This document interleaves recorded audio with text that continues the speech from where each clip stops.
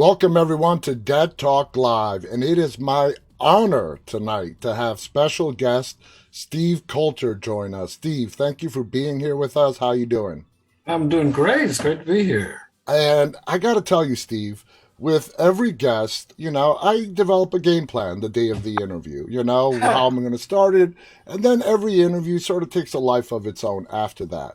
And I got to be honest with you, as I do with every guest, I refresh looking at your resume at IMDb. And I was saying to myself, where the hell do I start with Steve? Oh You have dear. been in so many blockbuster franchises. I mean, billions upon billions of dollars made at the box office.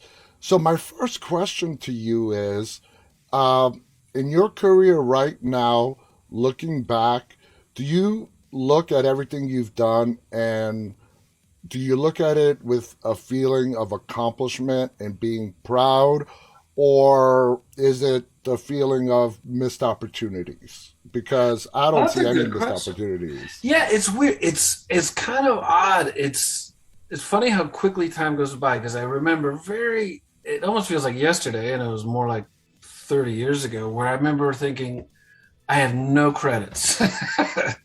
And it's like, and it's catch 22. It's like, how do I get credits? Why doing something? And because starting out as an actor, I went straight from acting school to New York City, and I was there for about 8 9 years, and I could not get arrested. I did everything. I was a bouncer at a folk club at Folk City. I drove limos. I was a messenger at the World Trade Center. I was a dishwasher. I was a busboy. I was a terrible waiter for one night. Uh, Good Lord, I did just about everything. I was a carpenter. Did renovations in the Lower East Side for a long time, and then slowly, do a bunch of plays, and you get.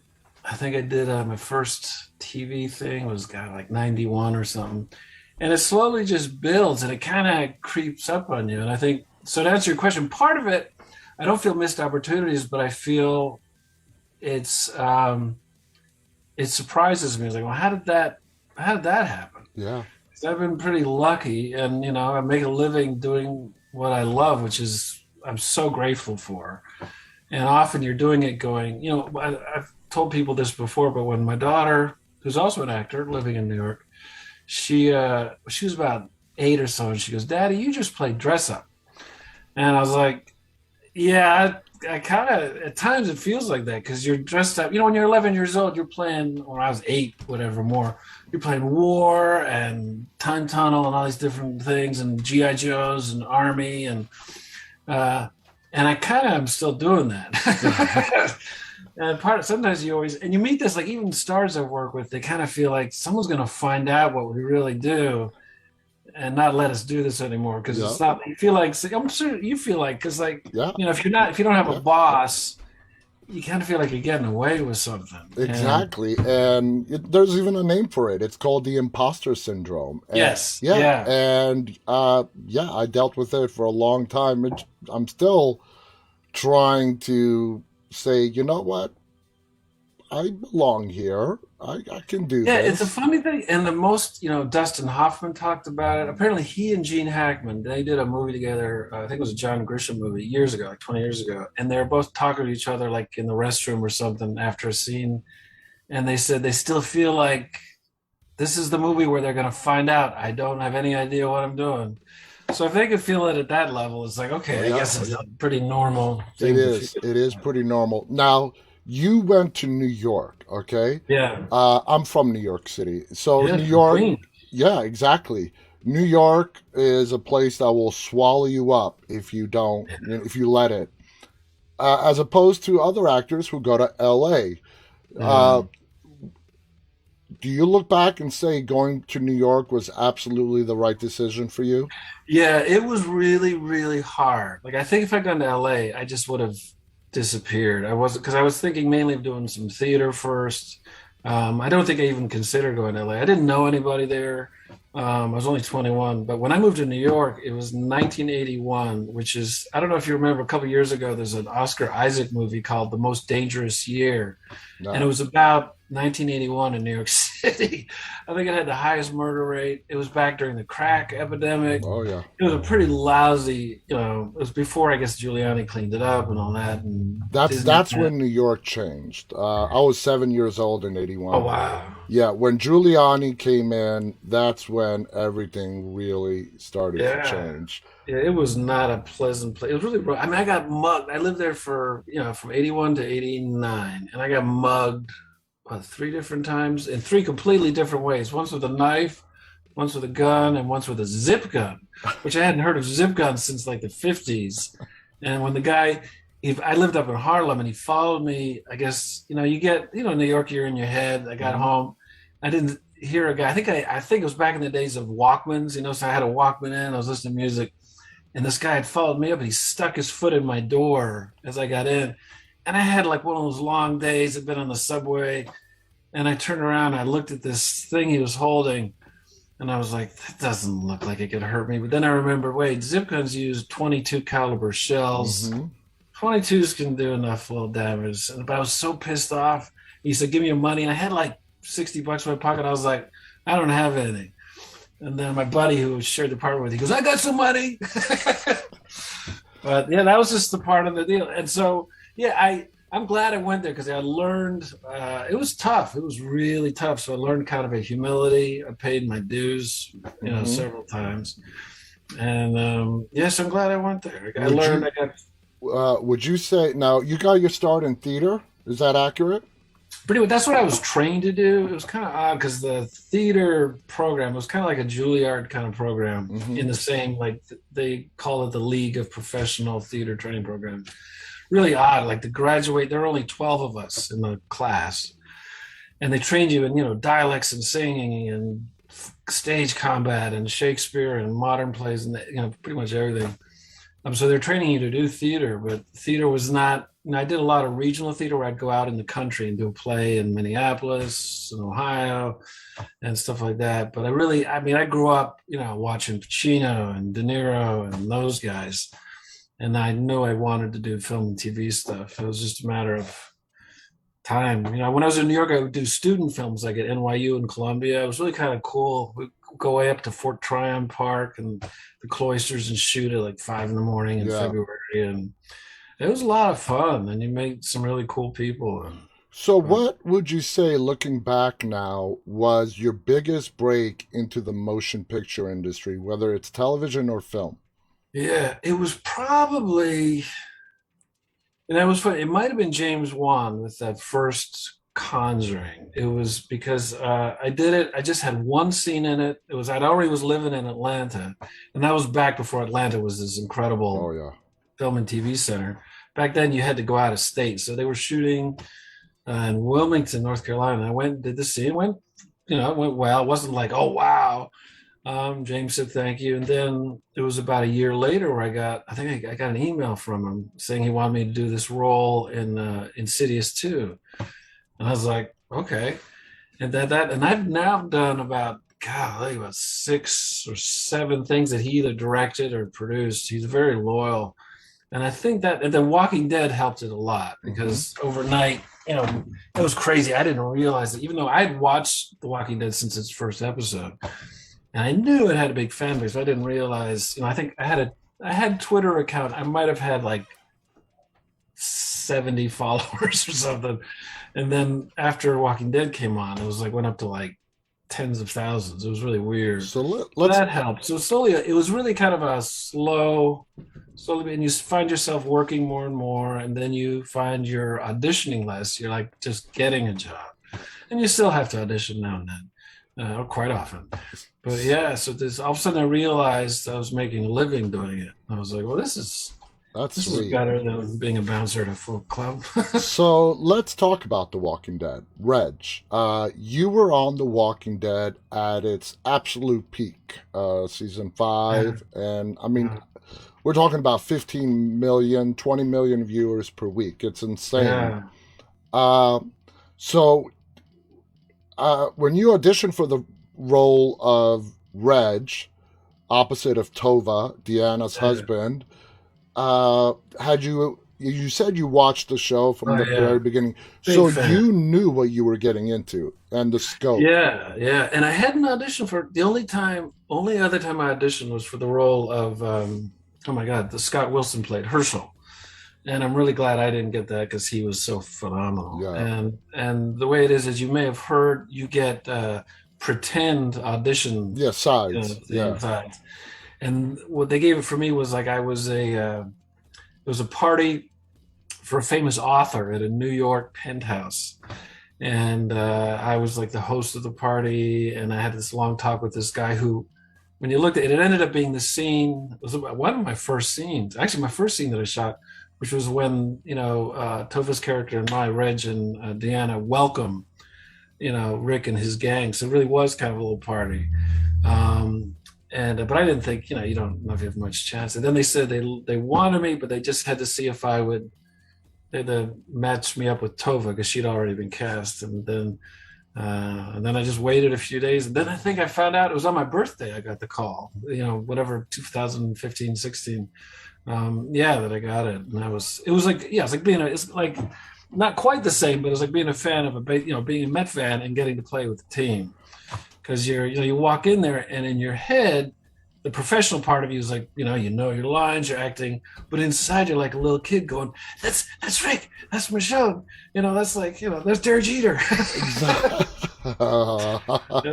And so it was, and they were so nice. It's really odd, and you may have heard this too. And it's sometimes I've been on like guest starred on a hit show, and the actors all keep to themselves. They're like it's like being the new kid in ninth grade or something, and no one talks to you.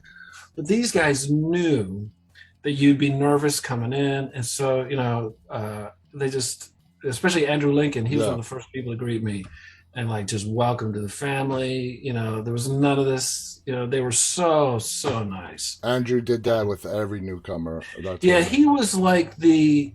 I mean, it really is. You lead from the top, and he set such an example. No one worked harder than him. No one was nicer. He didn't take himself seriously. He took the work really seriously. Shooting every day, and he would give like if the camera was on you, he would give just as much as he did when the camera was on him. Yeah, I mean, Yeah, I've it's heard ridiculous. amazing stories about Andrew, and Yeah, you never hear anything. no, He's a great guy. He's yeah, just really, really great. no, yeah, no one has. I mean, he sounds like an amazing person. Now, you got the role of Reg. Mhm. Who was it? Was it Greg Nicotero? Was it Gail Ann Hurd? Who actually approached you once you've been booked for the role to explain to you, if they did explain to you, how long your arc would be on the show? They didn't. I first heard. I mean, they sort of told me what was going on. I think it was Scott Gimple, the head writer, and the showrunner. Hmm. And I had heard, but it may have been through my agent or something that because it was like the last 4 or 5 episodes of the fifth season. So I thought I was going into the next season. Now, I did read a little bit of the comics to kind of get an idea of the source material and stuff. And if I'd read it close, no, actually I did, and it didn't occur to me because in the comics my character is reversed. Like there's a senator who's a woman, and the man, the engineer architect, is the wife, which I Hmm. think her name is I don't know, Regina, and she tries to break up a fight between Rick and what's his name, Porchstick, Peter. and then she's killed. But it didn't occur to me that that might happen to me. Yeah. Didn't even until like I think I'd been maybe it was right a month before we shot the finale episode, and Scott Gimple, I heard he wanted to talk to me, and I thought it was about what you were saying about the arc of where my character's going. But then I got a second message because the same day saying he wants to talk to you about the finale episode, and Uh, that's when I went, oh man, I'm gonna die. it seems like when Scott was the showrunner, if you got an email or a call from Scott, you were dying. And then he finally we played phone tag for like 2 days, and I guess it was a Saturday, and I picked up the phone and it was Scott and went, I'm gonna die, right? And he goes, yeah, but it's gonna be really cool, I promise. It's really, really cool. Reg's death, it was cool. I mean, it was amazing. You had a great death on the show, Yeah, they did a good job. and They did. back in the days, when the Walking Dead was really not afraid to kill off major characters, they become a Yeah. little bit more conservative now. But your death, that finale, first of all, who directed that? Was it Satrazemis or Nicotero? That was Nicotero. That was the only one because of the one that I did. I think that was the only one that he directed. And yeah, Did yeah. you have the pleasure of working with Satrazemis as behind the Yes, camera? he did the one. Which one did he do? There's one where I have a lot of stuff with Maggie. And he was so great. It was one when my son dies, Yeah, and we were shooting a whole. They work very very fast because you're basically making half a movie in a little over like 10 days. yeah. And there's a scene where I'm just sitting in the living room, just kind of thinking and mulling it over. And he came over and he made sure, he said, Steve, I know we're in a big hurry today. You take as much time as you need. You're not rushed, you whatever. And that's, right down the line. That's how everybody was there. There's like, we want to make it good and we're not going to rush you. And yeah, he was great. He was great. That was a classic episode. In many ways, it was the episode where you died. It was when Morgan and Rick met Yeah, up just go again. back up. Yeah, a lot of stuff And that all happened. happened in like the last 2 minutes of the, of the episode. People thought, oh, it's winding down. And then it's like, wham, bam, two people are dead. Oh, here's that character we haven't seen in a season. Yeah, so you were Yeah. part of the group when Andrew was giving his speech on Yeah. how he was telling people, I was trying to figure out how many of you I have to kill in order to save you. I mean, Yeah. some real powerful dialogue. What was it like filming, being in that atmosphere, and having Andrew go, I mean, bring it 120%? Yeah, it was one of those examples of what I told you. We shot that almost, it took like from 11 in the morning till probably 5 in the afternoon. And they had to shoot, sometimes if you have a scene with one or two people, they shoot, a wide shot, then they shoot you, and then they shoot the other people. But this was 360. He had basically all of us around him. Mm-hmm. And not only that, they also had to do the fight between him and Pete. And that was an example of he's almost crazy. He's just really angry and imploring, and it's a long talk. And he did it at the same level every single time from the very first take. Because sometimes actors will start in and then they get rolling and bam. But no, he started in like that. And you're just kind of watching like, so everyone is doing their very best too. It raises the game kind of thing. That's Uh, awesome. Two of the saddest deaths, I think Noah died in the Oh, following season, was yours. And no, Noah, in my opinion, suffered the most gruesome death to date. yeah, and he died like an episode or two before me because we had that scene where I sort of, my two sons are kind of screw ups, but we had that scene in the gazebo where we kind of connect. Yeah, yeah. And I remember thinking, if anyone talks about having hope or a future, they're dead on this show. And later, now when I read that script, I was like, oh, this is great. It's the beginning of a friendship. And then later in that episode, he gets caught in the revolving doors. Now, I had Michael Trainer on this show. Oh, he's great. He's He's amazing. And crazy. I brought it up to him. I'm like, you are kind of your character is kind of responsible for Noah's Oh, death. yeah. And he spun it. He's like, I'm sorry, but I have to disagree with you. If you remember, Noah told Glenn not to let go. So That's true. hashtag Glenn let go. He did let go. He was Yeah, great. Michael's Michael's great. an Yeah, amazing person. He was he's so fun really to great. talk to. So you get the script and you see your character is coming to an end. What were your feelings? It's mixed feelings because it's sort of like, again, I keep going back to baseball metaphors. It's almost like, well, we're going to trade you, but your last day, you're going to get to hit a grand slam home run. And so you're going to get to go off with a bang. And so as an actor, it was exciting because there was a lot of fun stuff to get to do. And again, just that little kid part of you was like, oh, I get to shoot blood out of my neck. But then it's sad because it's a great job with great people. So it became it's so odd. I was there, really only like 3 or 4 months, but you really get a part of something. And because when you work on movies, you work together for a few weeks or maybe 2 months, and then it's done. With a series, it can go on and on. So that it was a mixed feeling. I was sad to be leaving, but if I was going to go out, I couldn't have picked the Yeah. last scene of a finale episode. So it was, yeah, it was kind of great because I've had friends who were on the show, and one friend of mine was on it for like 5 years, but he would get like a scene every 6 episodes or Hmm. so. So it was kind of a mixed blessing for him because he liked being on the show, but he didn't get to do much, and I got to do a lot and just a little. Yep. So it was kind of nice in a sense. Um, but yeah, it was a lot of fun. Now let's talk about working with Tova. A Yeah, phenomenal actress, Deanna on the show. I have spoken to insiders at The Walking Dead, and we all know this. I mean, the people. I mean, not everybody knows it, but every death on The Walking Dead is for a purpose. It's to propel another character. yeah, Reg's death was to propel Deanna, yeah. okay, and open her eyes and take her to the next level. Is that how you saw it as well? Uh, Exactly. It was like because she was sitting on that fence, and they needed story wise to shove her off. Of mhm. like, hey, what wake the hell up. It was a hell of a way to do it. But yeah, that was just, and it's true. And like any good script, it's got to be, you want your characters to take big actions and big stuff. You don't want to just have people sitting around talking about Yeah. doing stuff because you got to get people. That's any story, a play, TV, movie, whatever. And they're really good at that of just constantly, especially back then. I mean, every single episode, something, it just was always moving it forward.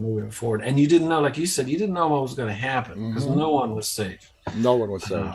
Now, And yeah, when you were introduced, it's also when we got introduced to Alexandria. yeah, And yeah. Alexandria, that's not, and there's no part of it that's CGI. It's an actual No, set. it's an actual neighborhood, and those walls are made out of steel.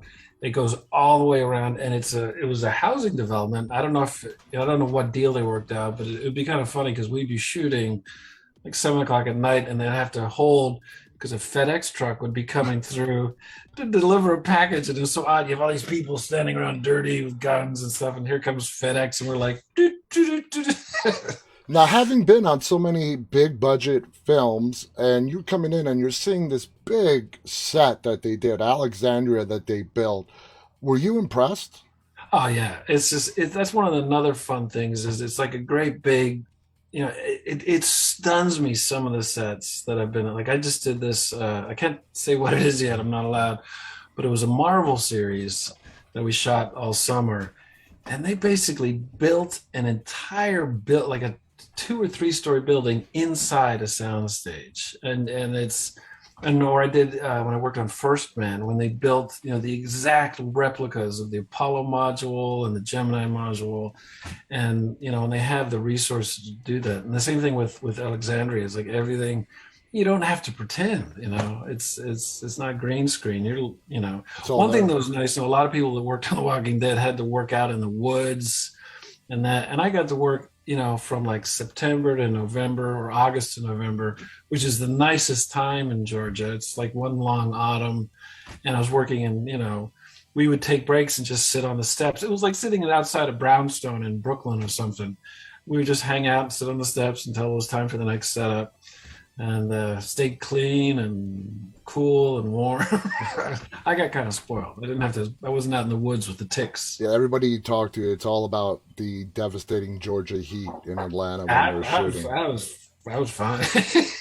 So let's talk about character preparation. I'm sure you Yeah, have your own unique style of getting into your character that you're going to portray. Reg and Deanna, the entire Alexandria community before Rick and company came along, they were sort of sheltered behind those walls.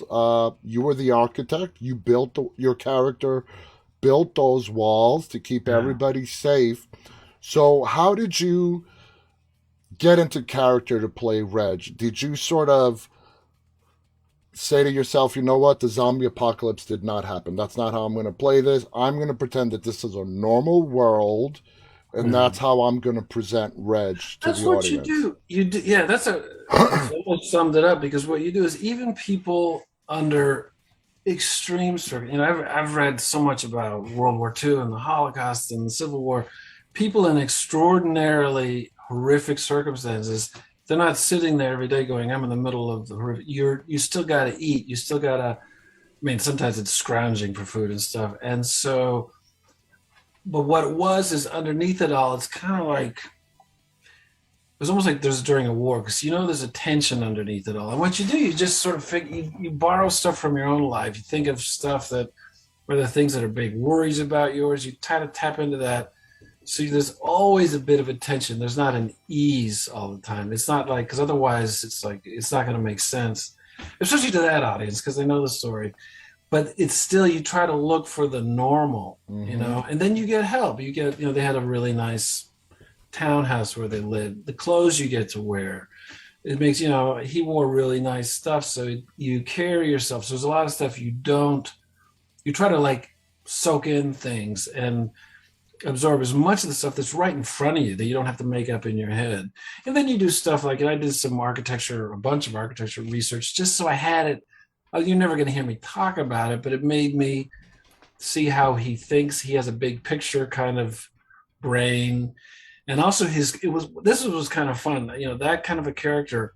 He's so positive and he's so trusting and so optimistic, so you get to tap into because I am not, I'm not a down person, but I was not as optimistic as he was. Hmm. And it kind of rubs off on you because you start looking around like, well, what's working? This is working. That's pretty great. He wasn't agonizing over anything. And and you also see what's your role in the script is like he's a clear voice of authority and kindness. And so, that's a big thing is you look where you fit into the story because you can do all sorts of clever actor choices, but that's like, if it doesn't help the story, it's like, oh, I'm not going to give him a limp because that's going to distract from it's like, why would I do that? Exactly. But there are actors that kind of do that where it's like, oh, that's really interesting. It's so fun. Like when a friend of mine will say, oh, you got to see this movie. The acting's great.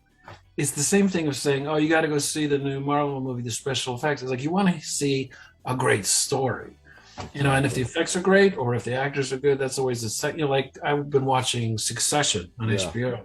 Now, mind you, the acting is incredible, but what it is that story just you care about all those people and you can't wait to find out what the hell's going to happen.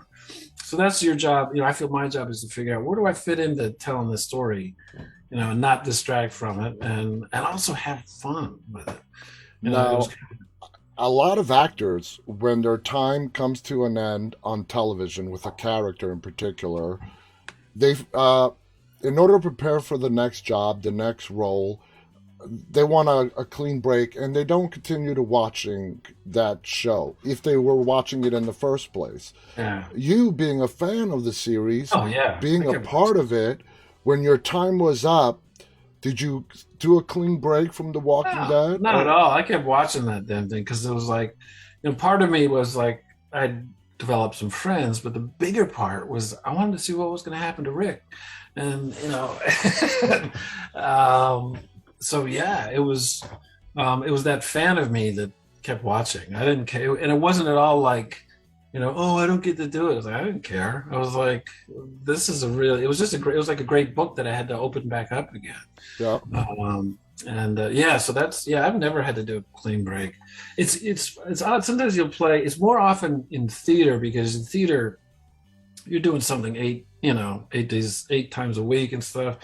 And when the characters, when the play's over, it's done. It's gone. It does. It's you can't rent it or stream it. And that's a little sad because you really do say goodbye to this life you've kind of created along with the writer and stuff. So that's a little harder. Movies sometimes it's hard to say goodbye because it's fun. It's kind of corny, but it's like it's fun being other people, especially if they're kind of cool. yeah. If they're cooler than you, I've gotten to play characters that are smarter than me. And I once played. God, one time I played this a male prostitute, like a New York gay prostitute. This is like God, almost 40 years ago. But he was such a great guy. Like when I was in his head, he was just like the way he saw the world. He was so interesting, and I liked his view on the world. And so you kind of miss that. It's kind of you create this whole world, or so that it's a weird thing. You get your brain doesn't know the difference of the. It's not like you're walking around like I am this guy, but there's a part of you that just, you think thoughts that you normally wouldn't think because you're Mm-hmm. thinking what the writers created and your imagination mixes with it and it feels real. And like I played this, the thing I can't talk about. I played this incredibly powerful, very wealthy guy. And that was fun. Like I had this, they built me this office that was the size of, God, it was like a small airplane hangar. And you just sit at that desk and someone walks in on the other side of the room and you don't have to do anything. You're wearing a $2,000 suit and they're walking in and you get to be that powerful and it's kind of fun. It is. It's just the pretend of it is it's like I said, it doesn't feel like a job for a grown-up, but that pretend is very fun. Now, just one final question on The Walking Dead before we move on. They are in the process now of prepping for the spin-off tales of The Walking Yeah. Dead, the anthology, the episodic anthology spin-off. Would you be open to reviving the role of Reg in an episode? Yeah, I hadn't even thought about that. Sure, yeah, I mean, yeah, because you never get to revisit characters, and that would be really interesting. there's a Yeah, story yeah, to tell there. There's a big, I mean, for me personally, I would love to find out how, when the outbreak happened, how yeah, did Reg and Deanna, how did those walls go up so yeah. quickly? They end up I there. mean, what did Yeah, Reg and Deanna, Reg in particular, know that prompted him to put up those walls? yeah. So there's a lot of story to tell there, and personally, I would love to see it. So now moving on, let's talk about the Conjuring universe, okay? Okay, but you have to promise we get to talk about the 86 Oh, we're Mets. going to. I'm saving that's that. what We're going to that's talk what I'm about the more I'm Mets. more excited about that instead of talking about me. Oh That's yeah, what. yeah, yeah. We're going to talk about the Mets. Trust me, I've been looking forward to that. But I'm saving that for last. Oh, good. There we Okay. go.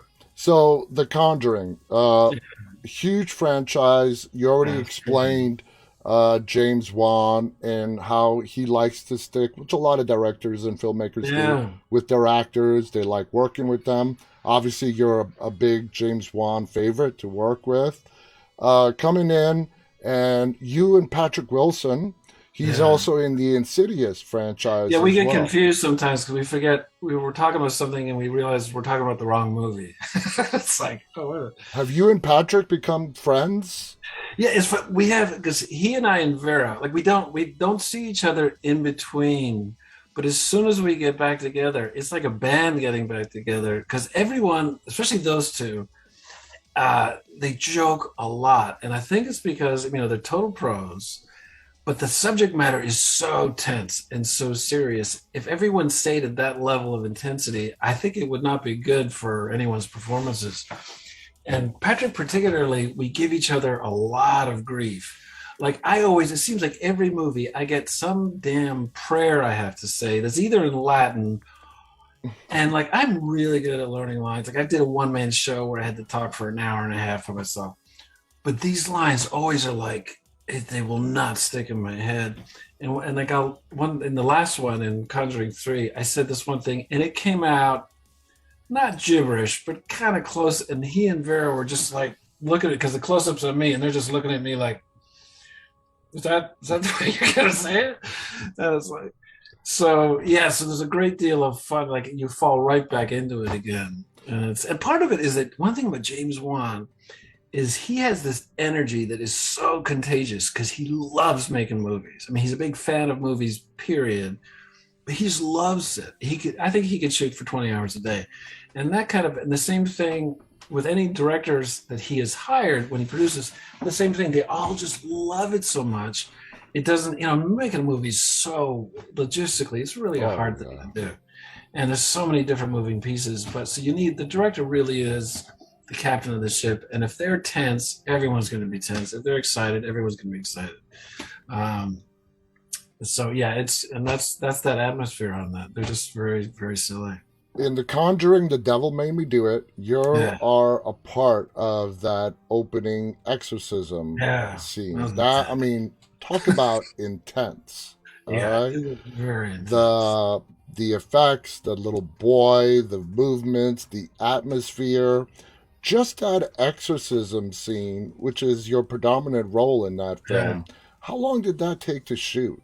That's a good question. I think it was about 3 or 4 days. Okay. We were at that house for a while, and because we had all the stuff going down the stairs, all the stuff in the room upstairs, and then what's interesting about the stuff that takes place in the dining room table, Mm-hmm. there's very little CGI. I mean, they added the scratches on the wall and stuff, but for example, when the table's doing this, it's not some hydraulic. It's these two Teamster guys underneath the table just going.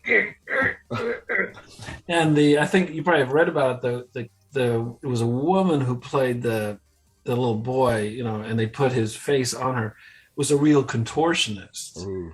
and so none of that is CGI either. And she's doing this, and we're like, you don't have to act when you see someone turn themselves basically inside out. They did a little like the CGI of the plate hitting me. That didn't have. We had a real wind machine going, like crazy wind machine.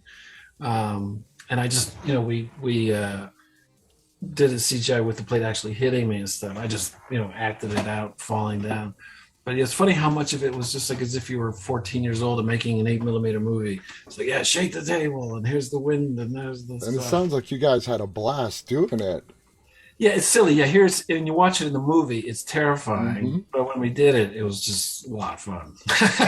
So, Distinguishing between the Insidious franchise and The Conjuring, would you say, for you as an actor in both those franchises, it's the same, a especially with lot. Patrick there, or is the atmosphere completely different on those two different Well, the sets? only thing that's different is the Conjuring movies have a bigger budget, so they get a little more time. Okay. Whereas the Insidious movies were done, God, we shot Insidious 2 in like 20 something days. So they're a lot longer hours, and there's a little more of a sense of, well, I don't know about that. I was about to say it's a little more sense of almost doing an independent film, but that's not true because James works the same way in The Conjuring as he does. Um, but it was, yeah, just we didn't have as much time, so you're having to really kind of move a lot faster. Like we would have probably shot the exorcism scene if it was in the Insidious, probably in a night or two Okay. versus several days. But that'd be about the only difference. It's still the same spirit. The Insidious movies have Lynn Shay, and she's extraordinary. She's so funny and kind, and Yeah, yeah, we're but going to yeah, get her on the show. It's a scheduling oh, issue, she's but I great. cannot wait to talk to Lynn Shay. She's great. She's so great. She's yeah. Now, you were also an Annabelle. Did Yes, yeah. We did a little visit. We visited. uh, so you are definitely a big part of the Conjuring universe. Were you surprised that you were asked to come and be an Annabelle? Yeah, it's odd because it's and the way it works with these guys, you'll just get a call. Say like you're gonna be, and it's with funny with Father Gordon. I've always compared him to like Commissioner Gordon in Batman. He's like he finds out, okay, we got this case. It's in New England or it's in London. Here's your mission. Good luck. And like the last one was the first time in the Devil Made Me Do It, where he doesn't usually go along to the exorcism. He's usually sitting back at the church reading magazines and stuff. So I actually had to go out. But yeah, it's always and it's what's funny is that I it's not that I don't like horror movies, but they scare the crap out of me, especially movies like those that are about evil. Yeah. Because it's different. Like I can watch, like Friday the 13th. That's the slasher stuff. It's just kind Yes. of like an amusement park ride. That's Hmm. fine. They don't scare me. It's more like that's kind of fun. But these scare. Like when they sent me, I think I was doing. It was Insidious 2. They were about to, we were about to do press for it. So they sent me a copy that I could watch on my laptop. But I had to like open all the curtains during the middle of the day, put my laptop kind of on the other side of the room because that shit's. Even though I knew that we're just shooting, and I know those are friends. It still scares the crap out of me. So I don't And like do I've horror. said many times, I can enjoy a Friday the 13th slasher. It doesn't scare me, Terrifier movie. But the only subgenre in horror that still scares me is the paranormal subgenre Yeah. because I believe in it. Yeah, see, that's the thing. Yeah, you can't just go, oh, it's just a movie. No, Because it's like we've I all had believe in it. experiences where it's like we did for what was it? God, was it Conjuring or I think it was. I think no, it was Insidious, where we shot in the basement and of this old deserted. hospital in Los Angeles, and we're shooting at like 2, 3 o'clock in the morning. And we're in like the records room, and all the records of the hospital are still there, which and it's so dark. And you know that a hospital has this, it's a place of suffering. I mean, Yep. also a place of healing. But thousands of people have gone through there, cancer, All the injuries, death, deaths. shooting, and there's a lot of energy of that. And that was the first time where I was like, I'm gonna stay close to where everyone is. I was like, yeah, because usually it's like you're in a studio. Like we shot, like Annabelle was all in the studio, and most of the time we're in a studio stuff. And most of the Devil Made Me Do It, except for the house stuff, is in a studio.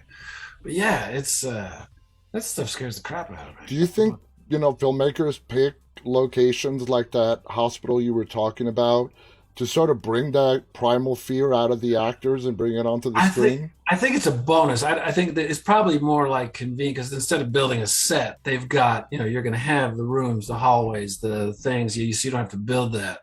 But I think it's a bonus. It's like icing on the cake of like those actors Gotcha. are going to have to get in character. They're already scared. So You have had the fortune of playing a wide spectrum of characters. Some actors get boxed into certain category, bad yeah. guys and whatnot. Uh, are you happy and you feel you've played all the character types that you've wanted to play throughout your career so No, far? almost like I am. I've been very lucky that I haven't gotten like I do have to like sometimes I'll turn down a horror thing just because the ones I've done so many people have seen coincidentally. So Oh, yeah. and I've known actors that get kind of stuck in that. And like I recently did a movie in New Orleans called We Have a Ghost, and I initially turned down the audition because I thought it was a horror film, and it's not. It's more like it's scary, but it's fun. It's like a family. It's like ET with a ghost. It's got David Harbour, and it's going to be very fun. But it's yeah, I've been really lucky. The only thing I have not gotten to do is a western Oh, that I would. And that's that 11-year-old side of you, that's just like I want to do a western. I got to do John like a Wayne. yeah. We all grew. I've watched Clint Eastwood and all those Kevin Costner movies and stuff. Is I want to do a flat out western, and then I'll be happy.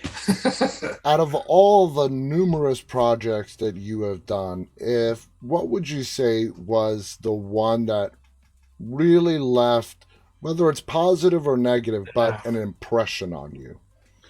Well, Reg probably was a big impression because not only it had everything, it had this incredible group of people, that I'd heard about, and then I saw that was even nicer than I thought. It was a fun role. It was seen, because sometimes you do, I've done plays where a couple hundred people saw them, and it was still an extraordinary experience. So that kind of had it all. This thing I did for Marvel this past summer, which I'll be able to talk about in probably a year, that was because I was there from April through August, and that was amazing because it was I thought working for them, it's a big huge company, Disney, all that, but it was like a bunch of kids getting together to play with just really cool toys. And part of it is it sounds odd, but the stuff that I tell younger actors this sometimes too, the stuff that sticks to your ribs is the day-to-day experiences of like because when a movie comes out and people go, oh, I saw you in that feels good for a second, but it's kind of like dessert. It's like it doesn't stay with you. What stays with you is those memories of trying to work out something, or just the company. I did a movie last in the winter down in the Dominican Republic where because of the quarantine we all had to be housed together Mm-hmm. because normally actors are staying at different hotels and stuff, but we were all in this one big house, and it was like summer camp. We all ate all our meals together, we hung out together, we watched movies together, played music together.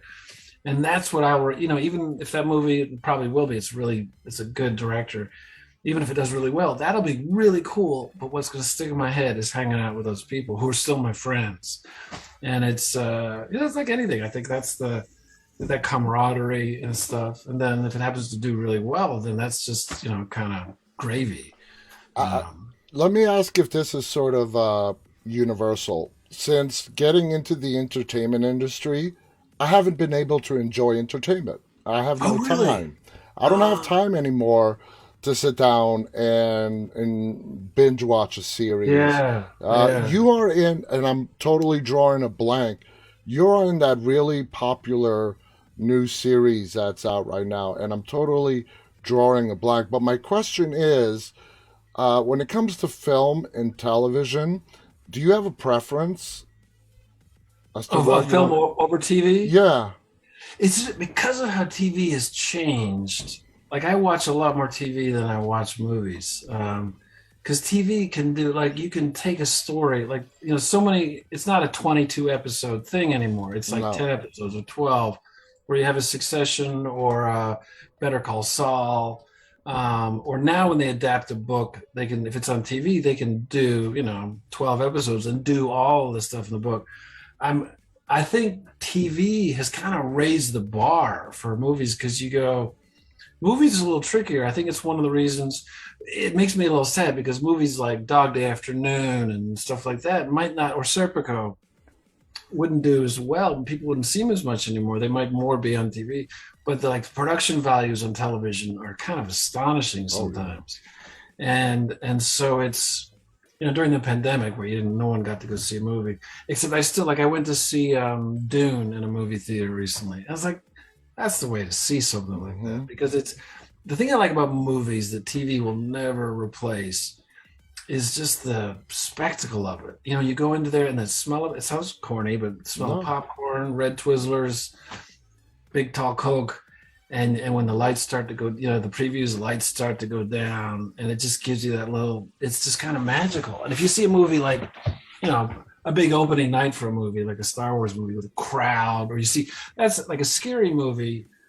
The only scary movies I'll go to the movie theater because I want to experience it with. Like I went to see, I guess, what was the last Conjuring one with my daughter because it was fun to hear. It's like an amusement park yeah. ride. So that I'll always love movies because I just love movie theaters, and that's what I grew up doing. Yeah, and there is uncertainty now. The world, especially in entertainment, is changing. Nobody really knows where it's going to end up.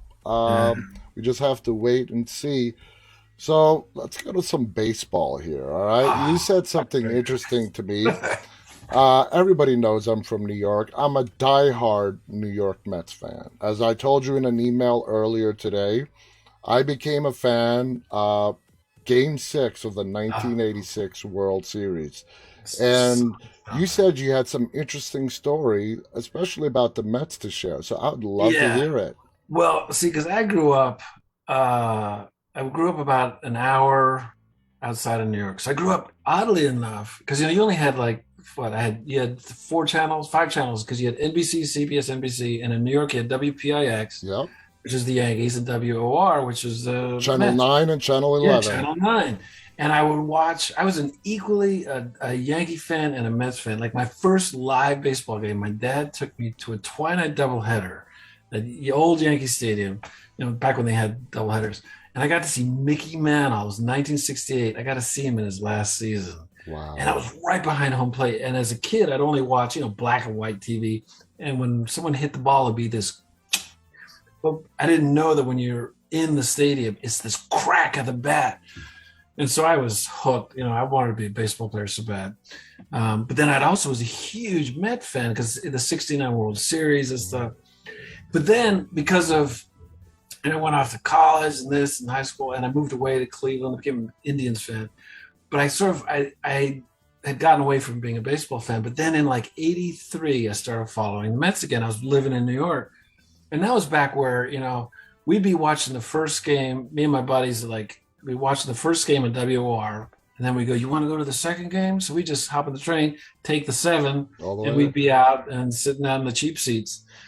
And so, they got really good. And then '85, they came really close. And it was the Cardinals and the Cubs and all that. And so I went to, God, in the summer of '86, I must have gone to like 30 games. And so I was a huge fan. And that game 6, I saw it. I was living in Harlem. And I remember when they won that night, I went out on my fire escape and you could just hear the cheering because it was such a miracle. And then you might not remember this, but the next, they were split. That was like a It Saturday. rained out. Yeah, it got rained out. So, and I went, a buddy of mine had a little birthday party at his house, and there's a friend of mine there named Tim Wagner, who I will always be indebted to. His wife worked for WOR. And he came over to me it was like Sunday afternoon, it was raining outside or Sunday night. And he said, "Hey, Steve, what are you doing tomorrow night? And I was Oh, like, so I got tickets to go see Game oh, 7 wow. of the '86 World Series, and I was like on the first, and I was just in heaven, and we got to go down. It was kind of weird because even like I'm 62 now, but even now when I watch baseball games, I feel like they're older than me because I guess you still see it through the eyes of a kid. Yeah. And I always feel like, the guy's 24, but it's like if I met him, I'd go, "Oh, Mr. Hernandez." Like I was a huge Keith Hernandez fan. I still Hmm. am. Dale Strawberry, Dwight Gooden, Lenny Lenny Dykstra, Dykstra, all those guys. Wally Backman, Have you Ray seen? Knight. There's the ESPN 30 for 30 documentary that's out now about the '86 No, I Mets. haven't seen it yet. You No. got to look it up. Get a couple hours. It's like a 4 episode thing of that summer and fall, and it has a lot with Keith Hernandez and good. Oh, it's That amazing. 86 World Series is Ah, ranked as one of the top 10 best World Series ever. yeah, yes, it was. It's amazing. And It's to give just you an example of where I lived on the third train stop away from Shea Stadium, heading towards Manhattan. oh The third wow, train stop is where my house is today, too. I own my house oh now. wow, Yeah. oh So man. it was amazing. And people don't realize that the Mets ruled New York in the 80s. They did. It was just they had videos out. That's all you talked about. That's like back when you bought the Daily News every morning and went to the back page. Even if you'd watch the game or listen to the game, I used to listen to a lot of games on radio just because it was fun. Even though you'd watch the whole game, you'd still read the articles and look at the box scores. And yeah, Oh, they yeah. did. They ruled that they were the princes of the city. It was incredible. Are you still a Mets fan today? I'm not a Mets Not, fan, a baseball fan. Yeah, I'm a bit. It's weird. I'm more of. I love old baseball. Like I like all those documentaries because that's what I grew up with. Hmm. And since I haven't been, I did become a pretty rabid Braves fan when I moved because I moved to Atlanta in golly, it was right early '90s. So it was right when they were starting to get. Oh, When I yeah. first moved That here, you could get 15-year tickets. run. Oh, but before that, you could get tickets. In the first row behind home plate because no one was going to the stadium, and then they slowly just went. "Hmm." And so yeah, I still and I just obviously I You're talking watched the about the last. old Fulton County Stadium. Yeah, I've been there. I've been to Turner Field, and I just took my stepson. We went out about a month before the end of the season to the new stadium. It's real pretty. It's not Turner Field had a real feel to I it. think it's called SunTrust Stadium Yeah, or something like SunTrust that. or Yeah. Truist Park, Yeah, what's it? now it's all the banks own this state. Yeah, it's all their And I names. kept they tore down because I was up in New York about maybe 3 4 years ago. We were shooting a movie. It was for HBO called Paterno with Pacino, and we had to shoot like we were at a game at a Penn State game, but they shot it out at City Park.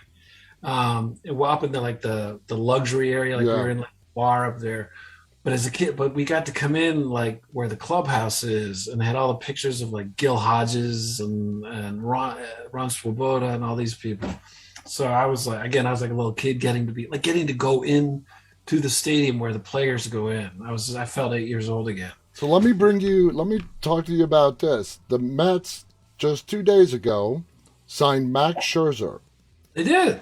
to a 40 plus million, I believe, uh, Wow. 40 million per year, I want to say. I mean, it has gotten crazy, these salaries in It's baseball. yeah, And it's Max Scherzer is not in his prime anymore. Now, the that's Mets are under new ownership with Neil Cohen being the new owner. yeah. So he took it from the Wilpons. The Yeah, Wilpons they had own. it for so Oh, long. yeah, it was in the family for a long time. They finally sold it. Neil, um, the Cohen guy, bought it. He says, I Huh. know I'm going to be facing a loss, but he's obviously not shy to spend money, which the Yeah. Wilpons were.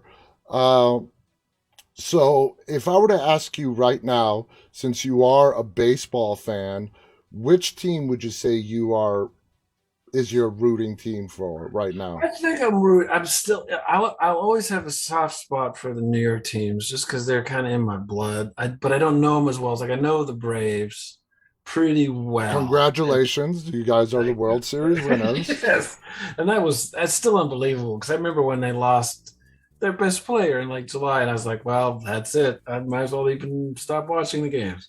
Um, But what the cool thing about like, have you ever been to an old timers game? Yes. See, like when I went to old timers games, it was like Yankee Stadium. I never went I never got to see the Mets live as a kid because the one day I was supposed to go, and we had tickets.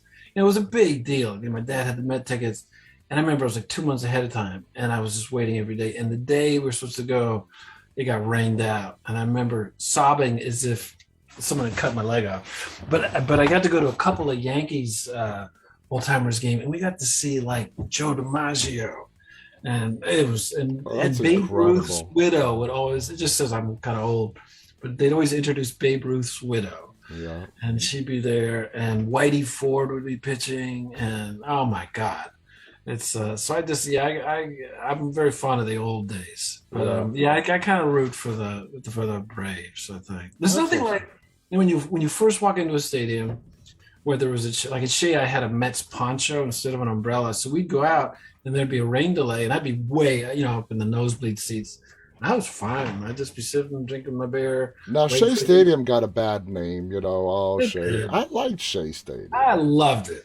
It was, and Mets fans could be, well, they changed a little bit because when I first started going to games in like the early 80s, before they had gotten good, Mets fans were kind of scary. They were kind of like Philadelphia Eagles fans Yeah. in the NFL.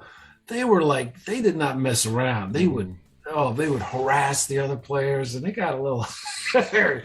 But yeah, Shea had this, and the Jets were always going overhead and stuff, and LaGuardia's right it had a there. yeah, it had a charm to it. And that the old World's Fair Globe was across the street. It just had a charm to it, That and area, I mean, it's great. Like you said, Flushing Meadow Park is right across the street. That's where the yeah, U.S. Open is played every fall. I mean, the yeah. end of summer. Steve, we're out of time. This has Oh been my God. such a fascinating conversation. I had so much fun. Thank you Vice versa, man. so much for coming on here and sharing all those great stories and talking. Any Absolutely. final thoughts you want to share before we go? I just good luck to you. I think it's great what you're doing, and I love. Like I said, I watched a couple, and I like the way this guy. It's the best hosts have a curiosity, and they're just as interesting as any guest they might have. And Thank you. you ask good questions because Thank it's you. Thank you. yeah, That really means a made me lot, think. Steve. Thank you so much. It's been a complete honor to talk to you. Thank you to all our viewers who tuned in and are going to be watching this later on, archived. On behalf of Steve Coulter, myself, stay safe, stay walking. Yes. Good night, Happy everybody. holidays. Happy All right. holidays. Bye bye. All right.